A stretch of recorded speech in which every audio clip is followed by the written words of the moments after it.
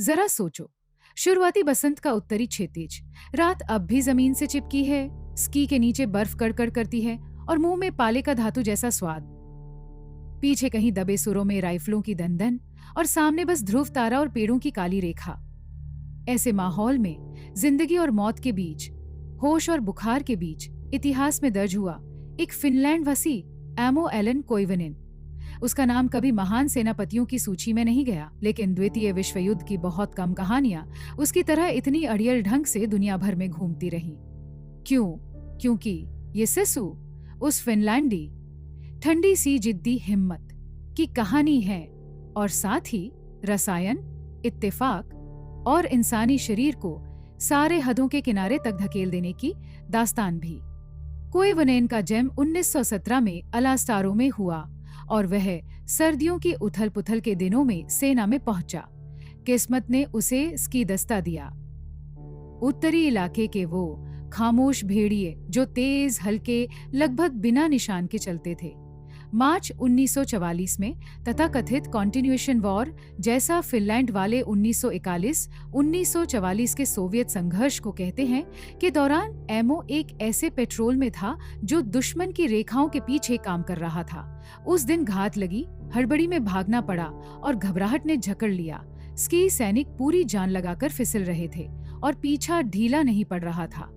ऊपर से कोइवनेन के पास वह चीज थी जो उस दौर की सेनाओं में आम थी, परविटिन, मेथाम्फेटामिन आधारित सैन्य उत्तेजक, सिद्धांत में नींद और थकान की दवा, व्यवहार में एड्रेनालिन, बदकिस्मती और पाले का खतरनाक कॉकटेल। और यहीं से शुरू होता है कहानी का घूमता चक्कराता हिस्सा। आगे बढ़ने से पहले थोड़ा संदर्भ। क्या तुम्हें करेज पिल्स वाली बातें याद हैं जो द्वितीय विश्व युद्ध की सेनाओं में चलती थीं? जर्मन परविटीन उस समय बड़े पैमाने पर बांटा जाता था और सहायता पैकेटों व गठबंधन की आपूर्ति लाइनों के साथ वह फिनलैंड भी पहुंचा। फिनलैंड की स्मृतियों और लेखन में यह युद्धकालीन दवाइयों के किट का उदास लेकिन वास्तविक हिस्सा बनकर बचा। ऐसी गोली जो ताकत दे, डर चुराए और भूख को चुप करा दे। मित्रों का तोहफा। कुछ लोग तंज में कहते थे 30 गोलियां, और उसके बाद जो कुछ हुआ। अब लौटते हैं बर्फ, खून और जल्दबाजी में। आगे आगे कोइवनेन, पीछे पीछे बाकी। थकान हरकतों को उलझा रही थी और दिमाग में एक ही रट, बस थोड़ा और, थोड़ा और। इसी बीच रफ्तार न टूटे, इसलिए उसने चलते चलते ही गोलियों की डिब्बी टटोली। दिक्कत, मोटे दस्तानों में जमे हुए उंगलियां, समय शून्य, पीछे सांस लेती दुश्मन टुकड़ी। उसकी अपनी बताई बात, जिसे बाद में परिवार और अखबारों ने भी दोहराया, के मुताबिक एक गोली की जगह उसने पूरी पेट्रोल का स्टॉक ही निगल लिया। 30, ये कोई योजना नहीं थी, ये लॉजिस्टिक्स के एक डरावने सपने जैसी गलती थी और युद्ध की सबसे अजीब अकेली दौड़ का प्रस्थान बिंदु। पहले आई जबरदस्त ताकत की लहर, फिर आया उचाटपन, धुंध, डिलीरियम, यादाश्त की काली खाइयां। होश से संभला तो वो अकेला था, बाकी कहाँ गए पता नहीं। सामने बस जंगल और बर्फ।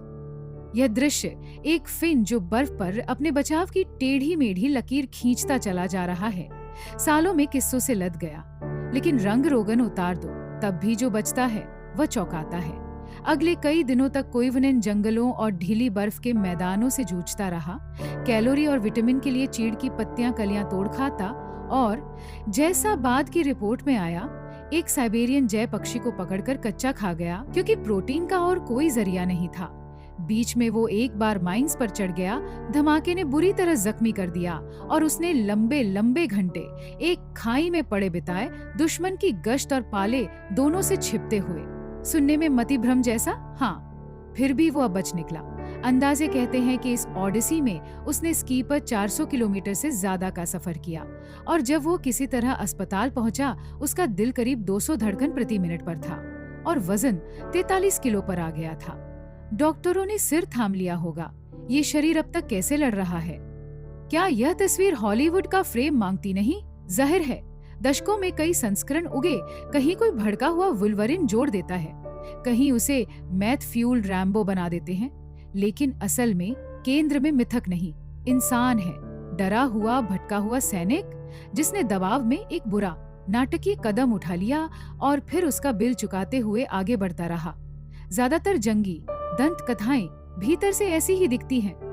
जंग की केमिस्ट्री और चमत्कारी गोली की कीमत। जंग सिर्फ टैंक, नक्शे और मुख्यालय नहीं होती, ये दवाओं की सूची भी है। मॉर्फिन, हेरोइन, बेंजेड्रिन, परविटिन, नाम जो आज डराते हैं तब रोजमर्रा के साजो सामान जैसे थे। जर्मन फार्मेसी की देन परविटिन बहुत जल्दी सैनिकों की जेबों तक पहुंच गया। ये वादा करता था सतर्कता, डर और भूख का शून्य हो जाना। उत्तरी मोर्चे पर ये किसी मुक्ति घोष जैसा लगता था। 2 दिन और बिना सोए हो जाएगा।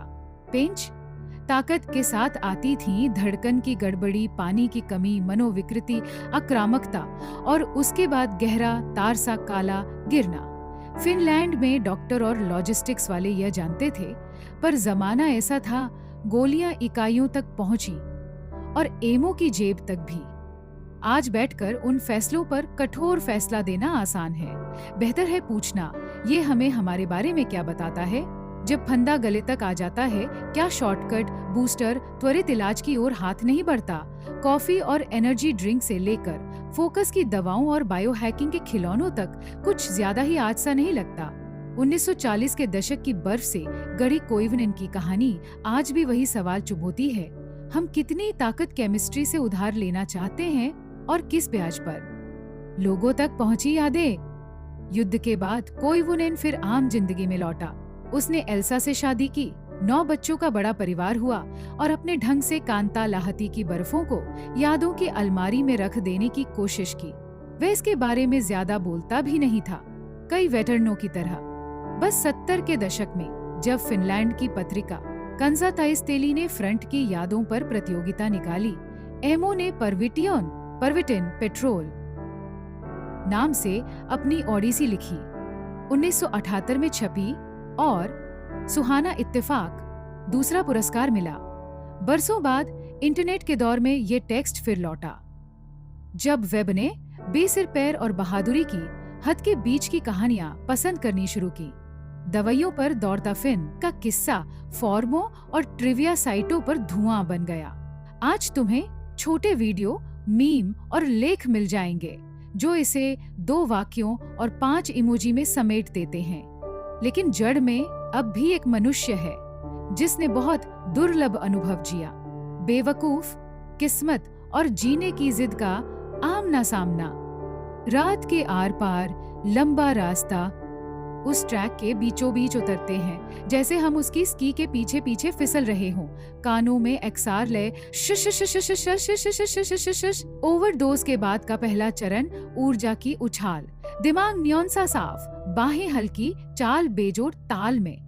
एड्रेनालिन और परविटिन साथ चले तो तकनीक तेल चुपड़ी मशीन बन जाती है, पर शरीर कोई परपेचुअल मोशन नहीं। फिजियोलॉजी हिसाब बराबर किए बिना नहीं रहती।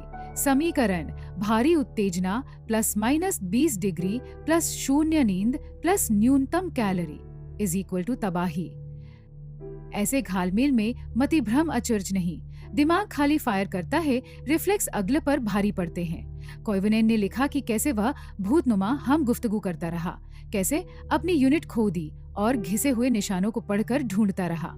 जमीन बर्फ काटते हुए वह रात को बर्फ में सुरंग सी खोदकर एक तात्कालिक स्नो केव बना लेता जो शरीर की गर्मी रोकती। यह पुरानी पहाड़ी तरकीब है। सतह के नीचे जाओ, स्की और बर्फ से छत बनाओ, हवा रोको, सुबह निकलो और फिर चलो।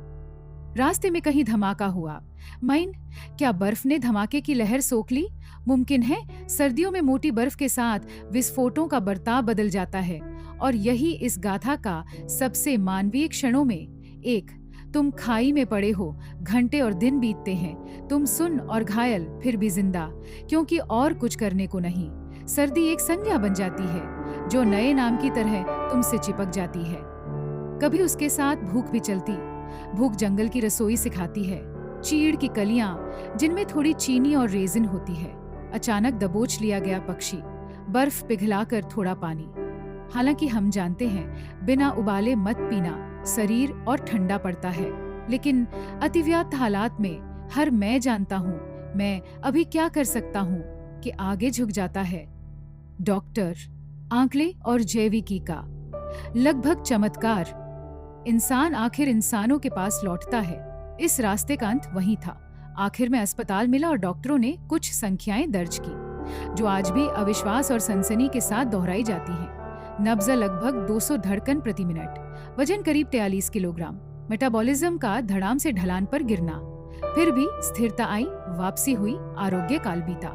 चमत्कार, विज्ञान कहता है अति उत्तेजना की दशा में शरीर काफी देर रिजर्व पर दौड़ सकता है, ऊतकों को तोड़ते हुए, ग्लाइकोजन आखिरी कतरे तक जलाकर, वसा और मांसपेशियां ईंधन बनाकर। इसमें जोड़ दो ठंड को, जो विडंबना से सूजन फुलाव घटा सकती है, और माइन के बाद मजबूरन पड़ा रहना, तो छोटे छोटे मौकों की जड़ी हुई तस्वीर मिलती है, जिसका कुल योग है बच निकलना। संभावना, खराब किस्मत, इस बार नरमत दिल।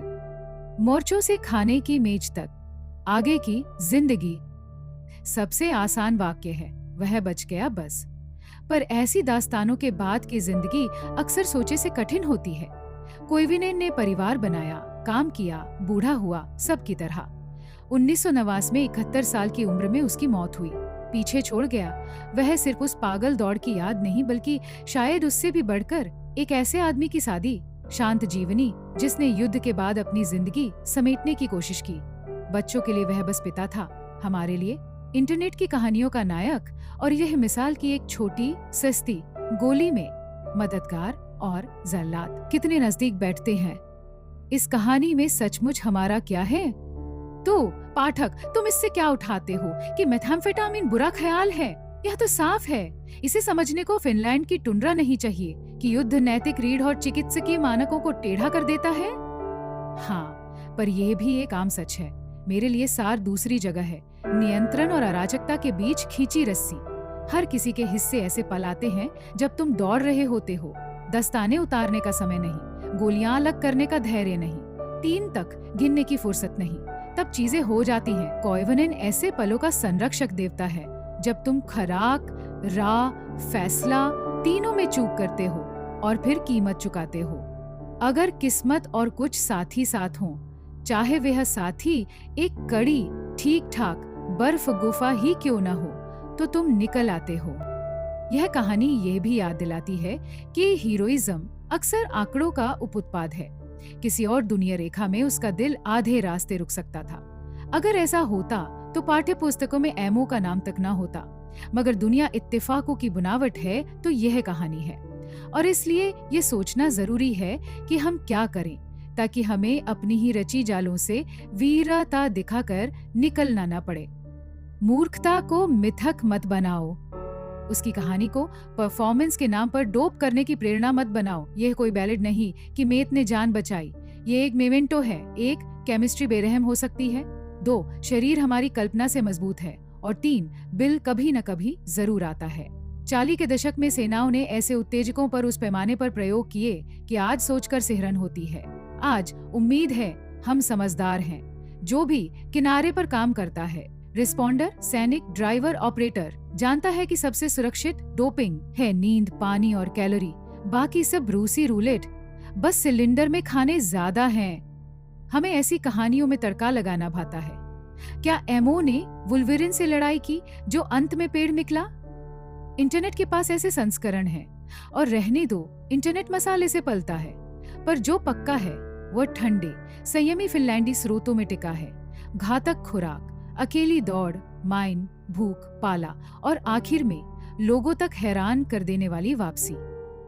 कंसा ताइसली में छपी यादें, जिन्हें बाद में फिनलैंडी मीडिया और परिवार ने दोहराया, कहानी को दायरे में रखती हैं, बिना दिखावे, बिना मीटर मिनट वाली ठसक। और शायद यही सबसे खूबसूरत है, संयम। क्यों यह कहानी असर करती है? पहला, पैमाना। बेहोशी सी हालत में इसकी पर 400 किलोमीटर रिकॉर्ड बुक का तंज लगता है। दूसरा, मंच, लैपलैंड, फ्रंट लाइन, सफेद रेगिस्तान का दुस्वप्न कल्पना को जकड़ लेता है। तीसरा, दोहरे रंग। यहाँ न निर्विकार बहादुरी है, न नंगी मूर्खता। यहाँ एक फंसा हुआ आदमी है जिसने एक रिफ्लेक्सिव कदम लिया, बच गया और फिर नतीजों के साथ जिया। और अंत में फिनलैंडी सिसु का आकर्षण। ये शब्द अब मीम सा लगता है, पर परते हटाओ तो बस सीधी हटी मेहनत दिखती है। एक कदम और, एक फिसलन और, एक रात और। कोइवुनेन के बारे में सोचते वक्त याद करो कितनी बार तुम्हें भी अपनी ठिठुरन पार करनी पड़ी। इम्तिहान, रात की ड्यूटी, किसी की सेवा देखभाल, कंपनी का संकट। बात अपनी जिंदगी को युद्ध से तौलने की नहीं, बात तंत्र को समझने की है। शरीर तुम्हारी सोच से ज्यादा कर सकता है, पर इसका मतलब ये नहीं कि उसे बिना सजा के लगातार कसा जा सकता है। एनो कोइवनन को कभी अलौकिक शक्तियां नहीं दी गई। उसने मीडिया करियर नहीं बनाया और करने का समय भी कहा। वह 1989 में चल बस। उसने कुछ पन्ने यादों के छोड़े, कुछ तस्वीरें और एक परिवार जो बरसों बाद कहता रहा। यह उन चंद युद्ध कहानियों में से एक थी जो उसने सुनाई। बाकी दुनिया ने जोड़ दिया, संपादक, यूट्यूबर, फोरम, लेकिन सार वही रहा, जैविक जिद, मूर्ख इत्तेफाक और किस्मत जिसने इस बार गिरे को लात मारने से तौबा की। सीमा स्थिति में इंसान आदि में पेड़ जैसा होता है, झुकता है, चरमराता है, कभी शाखें टूटती हैं, पर जड़ ठहरी रहे तो वह खड़ा रहता है। यह उक्ति कोइवनन की नहीं मगर हो सकती थी। शायद यही इस दास्तान की ताकत है, इसकी सादगी। न आतिशबाजी, न फतेह का बाजा, एक स्कीयर, बर्फ, ध्रुव तारा, 30 गोलियां और घर की बहुत लंबी राह। आखिर में वह पंक्ति जिसे हर सर्वाइवल गाइड के पहले पन्ने पर छापा जा सकता है। हर शॉर्टकट अक्लमंदी नहीं होता और हर उधार ली गई ताकत माफ नहीं की जाएगी। और अगर इसे ज्यादा फिनलैंडी ढंग से कहना हो तो एक शब्द काफी है, सिसु। बस हल्की मुस्कान के साथ, चमत्कारी गोलियों के बिना